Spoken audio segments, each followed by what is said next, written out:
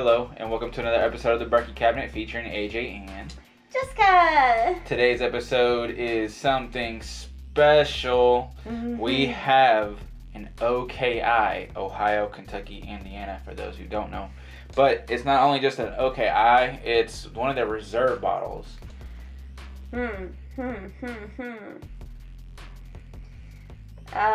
So those of you all who do not know, O.K.I was originated by New Riff, naturally this man's favorite distillery. So this was basically like the forefront to them opening up their own tastes and everything, and trying to get like where they wanted to be at kind of down pat before they opened up their own location to actually create their own stuff or whatever. Whenever New Riff opened up themselves, and you want me to do it? No. I swear to God, you're going to destroy it again. I'm not going to destroy it. All right.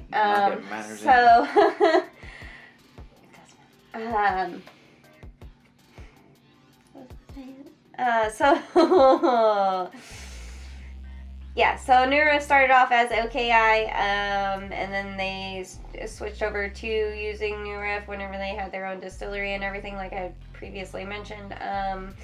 And a lot of people were curious as to what was going to be happening with the O.K.I brand, because a lot of people absolutely adored O.K.I. The saying used to go, and it used to be printed on the bottles. It's surprisingly not printed on this one, but I assume it's because it's the Reserve.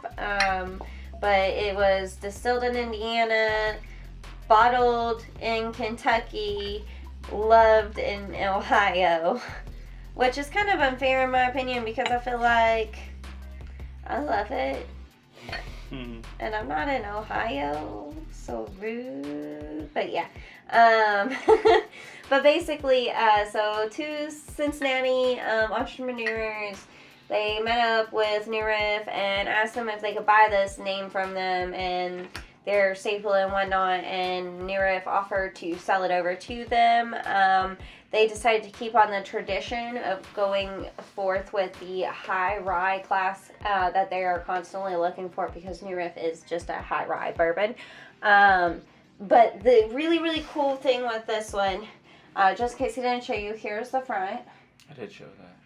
Okay. And I did show that. And there's the back.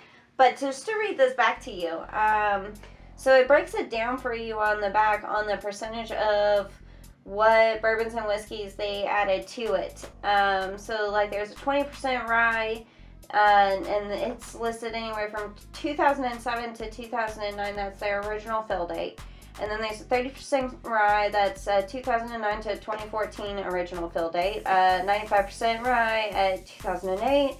15% rye corn from 2008, and a light whiskey from 2007. And then off to the side here, it gives you actually all of the percentages off to the side of which make up this bottle, which is an amazing breakdown.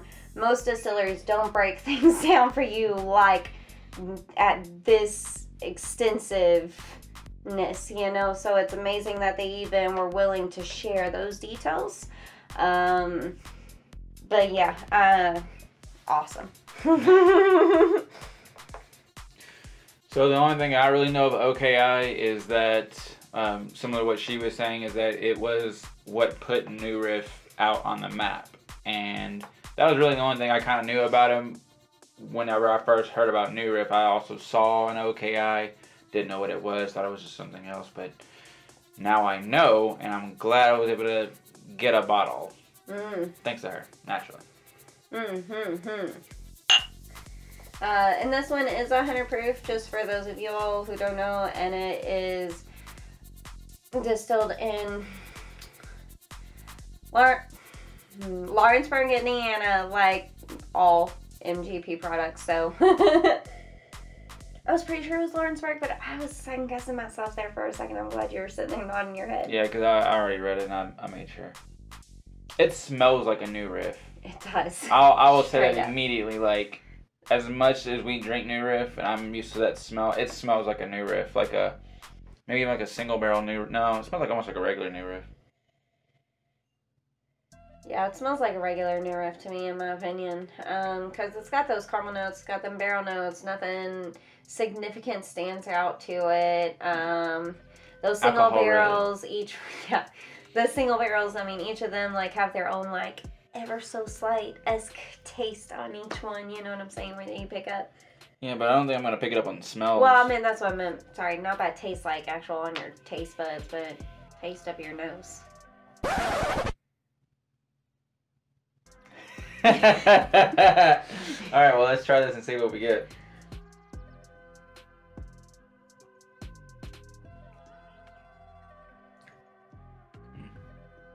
Well, I'll go ahead and start. They don't taste like a New Riff. No. Wow. It's not bad, but it has different elements that are going on with it. Because it has so many different flavors. There's a hug there at the end there. Creeper. The initial, it's kind of going in several directions. It kind of has more of a not sweet. It's not sour, but it's not sweet. It's more on the other end there. Almost tart. Yeah, kind of going on more kind of like that, and then it starts to like swing its flavor like in the middle of it. Yeah. No, this is a roller coaster. It definitely, yeah. This is a roller coaster. That's the best way to really explain it. I honestly, like, props to you for attempting to pinpoint that, because even I mean, like, I can pinpoint some of these flavors, but, like, it's such an abundance, and it's so all over the place and so changing that it's hard to tell exactly what's going on. You can taste the fact that there is multiple different ryes in here, and you can taste the difference throughout, like, each course of your journey for swallowing. I mean, it's intense, but it's nice too. I mean, yeah, it's not bad. It's not bad at all. It's just, it catches you off guard for sure, because again, it smells like a New Riff, so I was kind of expecting something of a sweeter taste to that, but it didn't. Whenever you first get it in your mouth, before you swallow or anything, you just get nothing but sweetness. Like slightly, like sweet, watered down bourbon almost, which is funny to say that this tastes watered down initially, because I assure you that's only initial. As soon as you let it actually coat your tongue and get ready to go back, that's whenever all those flavors really come through and punch you. And I mean, you get everything from the rye, you get some caramel, you get some of the barrel, you get a little bit of hay, you get a little bit of grass. Like, I mean, this thing is literally all over the place, but it's like, if I went into this thinking that this was a rye, not a bourbon, I'd be dumbfounded and absolutely in love. But going into this thinking that it's a bourbon, be like, because then it feels more like closer to a rye. It does, and it is a high rye, obviously. Obviously, I just listed all those ryes off. It's a high rye. But it's technically not a rye. And if anyone was to tell me this was a rye, I'd tell you this is the best one, hands down, any day of the week. And you come at me and tell me that this is a bourbon, I'm like, it's really good. But yeah, no, that's phenomenal. So, got anything else to say, or what's your rating? So, I'm gonna rate this 7.5. Only mostly because, like, it's not bad. It's mostly because of the roller coaster, because it's gonna put you in all kinds of places. But it's not like it's all bad places. It's just you don't expect them to go these places. Like, you weren't ready to go way over here and then go way over there. So I'll give it a 7.5. Well, I feel like you should have been ready to go places and on this roller coaster ride as soon as you read all the different crap that was put in here. You should have been like, yeah, okay, duly noted. But I absolutely adore this. I am sad that it's called a bourbon whiskey, not a rye instead. Seems like it should be. It definitely tastes like it should be considered a rye, but I mean, all in all, in my opinion, this definitely gets an 8.25. Is this the first time you actually scored something higher than me? I don't know, is it? I feel like it is. You said it was an 8.25? Yeah. I do. I thoroughly and I enjoy this roller coaster ride, but I'm like super topsy turvy. So like I enjoy being thrown for a loop. I love being surprised. I love the journey. I love doing all that. So I mean, for the most part, there's been some that we've done on this show before that I was taking through a journey and it was not a good one. But this is a wonderful journey to go on. I mean, it's a great roller coaster ride, like we keep mentioning. Like, it definitely takes you through all the different points and notes that you anticipate from good different aspects from different barrels. It's just weirdly meshed into one. Now, I will say, though, there is somewhat of a Kentucky hug shortly after you swallow, though. And it will kind of, it's a small one, it's a small hug, but then you'll feel heat linger on your throat for sure for a little bit. So, personally, I definitely get the lingering on the throat, but I don't get any of that hug. But, again, that's probably because, A, I drink a lot, and B, this is 100 proof, so it shouldn't be too high in the spices. But it is a high rye, though, so keep that in mind. Yes, it is definitely a high rye, so you got to at least ever so minutely enjoy rye whiskeys out there. Now, a lot of people that I talk to, they don't enjoy ryes offhand, and I get it, because every rye out there is completely freaking different from the next one, so it's really like you just have to keep trying until you find one you like. Or try all of them and figure out you don't like any of them, whichever happens. But eventually you're probably going to find one you like. I thought you were like finger gunning the camera for a second there, not... Sorry, my sleeve ring got stuck on the chair. That's kind of funny.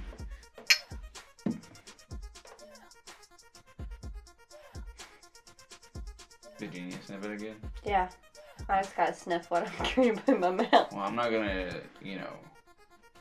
sit here and try to sniff it the same way you did. Because that'd be weird.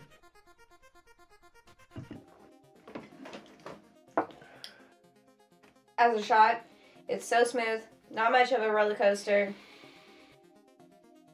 Still get all those high points. You still get the sweet notes. You still get all the variations of the ryes, but instead of being taken on it in like a journey, it's all condensed and thrown into one and just like, throwing away the trash all at once. Not calling it trash, but you know. Right. Yeah, that was really good. For me, I'll say that it was kind of more on the Scotch taste. It kind of seemed like it had more of that woody, burning kind of. You made me want to do that taste again. I mean, I'm gonna do that again. Do you have more in your glass there? Okay, well, go for it. But yeah, to me that shot there kind of seemed like it had a little bit of a Scotch kind of, and that woody, campfire-ish kind of taste to it.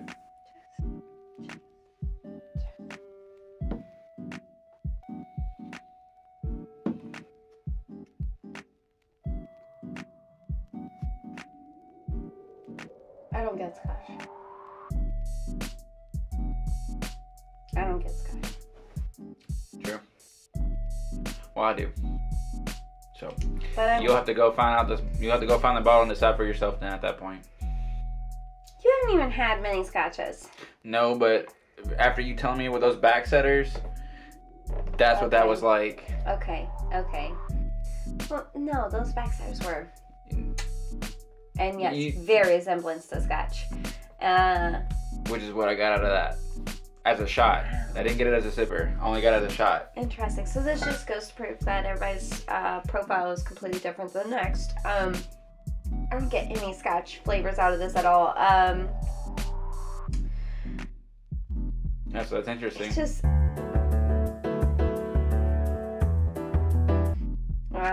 Absolutely loved it. So for my depiction, Your rating? I'll do a 8.5. Not much higher than sipping on it. They're not too far off, but you do get two different notes out of each. I mean, one's definitely Rhino Roller Coaster, and the other one's the Lazy River. Like, you know, like, I mean, you still get it. It's still there, but you're relaxing the whole way for the shot, in my opinion, whereas the sipping on it is definitely like a roller coaster, wholeheartedly. I'll also get the shot at 7.5. Same as the sipping on it to me.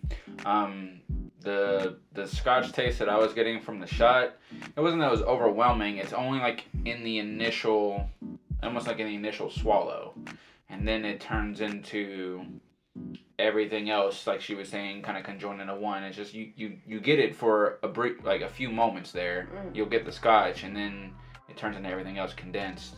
But because it has that, you know, still a somewhat of a roller coaster, that's why it didn't really change for me as much. True enough. We're gonna have to get you to taste more scotch. I don't know about that.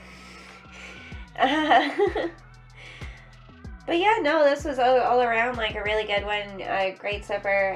Definitely recommend it to anybody. As far as between, like, if you were stuck in a hard place between O.K.I and New Riff, for the here and now, I would say go with O.K.I, just because you never know how frequently you're going to find it. Even though those two people have purchased the company, we don't know how long they'll be around for. But naturally, New Riff you should be able to find pretty easily. Also, did I mention it earlier? That it's, so OKI apparently stands for... Yeah. I did? I did. Okay, never mind. But how much was the bottle?